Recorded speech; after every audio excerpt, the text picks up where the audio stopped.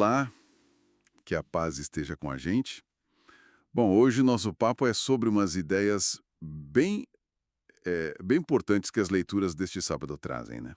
Isso mesmo. A coragem para seguir, para mudar, a importância de lembrar das coisas boas, das bênçãos de Deus e também eh, a força da ternura no nosso jeito de agir. Exato. São leituras que, assim, mostram como Deus guia a gente, sabe? Com paciência, com amor, mesmo nos momentos mais complicados da vida. É um convite legal para a gente mergulhar na palavra e ver como ela ilumina o dia a dia, né? Com certeza. Vamos juntos nessa reflexão? Então, começando pela primeira leitura lá de Êxodo, é aquela cena forte, né? A saída do Egito. Uhum. Marcante. Uma multidão enorme. O texto fala, tipo, 600 mil homens a pé, sem contar as crianças. Uau. Deixando a escravidão para trás, o começo de uma longa jornada para a liberdade. E fala também de uma vigília do Senhor. O que seria isso exatamente? Olha, essa vigília, ela sugere uma noite de prontidão, de espera atenta e confiante. Tanto o povo quanto Deus vigiando por eles, cuidando. Entendi. Uma tensão mútua, então. Isso. E essa imagem da partida, nossa, ela conversa muito com a gente hoje. Quantas vezes a gente não se vê preso em Egitos particulares? Verdade. Podem ser medos, podem ser hábitos que não ajudam, situações que paralisam a gente e impedem de crescer. A palavra dá aquele empurrãozinho, né? Para ter a coragem de partir, de deixar esse conhecido que limita. E abraçar o novo que Deus está propondo. Exatamente. Confiando que ele tá junto, ele continua vigiando e caminhando com a gente. Faz todo sentido. E pensando na prática, assim, como a gente pode trazer isso para o dia a dia? Talvez, sei lá, pensar qual será o meu pequeno Egito hoje? Boa pergunta. Qual passo, mesmo que pequenininho, eu posso dar hoje para sair dele? Sempre com essa confiança, Uhum. né? De que Deus tá junto. Perfeito. E essa coragem para caminhar, ela se alimenta muito da memória. É o que o Salmo 135 mostra pra gente. Ah, o salmo, aquele que repete. Isso, repete sem parar, porque é eterno o seu amor. É quase um mantra de gratidão, né? O salmista não fica só na lamentação, ele vai lá atrás na memória. Puxa as lembranças boas. Exato, a libertação, a proteção no deserto. Lembrar aqui não é ficar com saudade do passado, não. É encontrar nesse amor fiel de Deus a força pro agora, pro presente. É tipo uma vitamina para a esperança, né?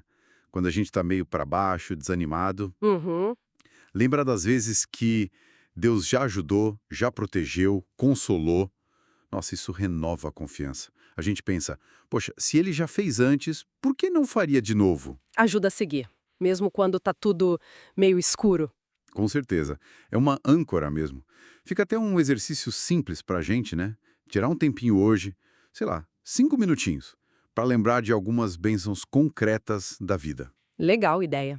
Pode anotar num caderninho ou só agradecer em silêncio mesmo, repetindo lá dentro. Porque eterno é seu amor.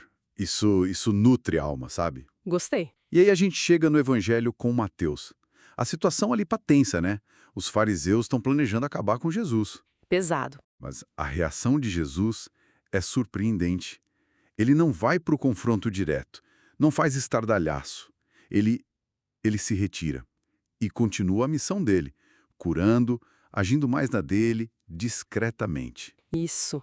E Mateus faz uma conexão linda com a profecia de Isaías sobre o servo que não discutirá nem gritará. Ah, sim. Aquela parte do caniço rachado e do pavio que fumega.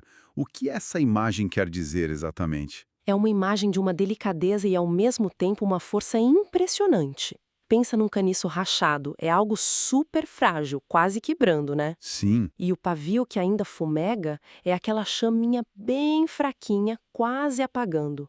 Jesus, ao contrário da lógica do mundo, que muitas vezes descarta quem está fraco, verdade. ele é aquele que sustenta, que acolhe com ternura, que reanima essa esperança mais tênue que seja. É a força da mansidão, da compaixão. Uma ternura que age no silêncio, mas que tem um poder de transformação gigantesco. Oferece esperança para todo mundo, sem excluir. Nossa, isso é muito profundo. E pensar que a gente vive num mundo que valoriza tanto barulho, né?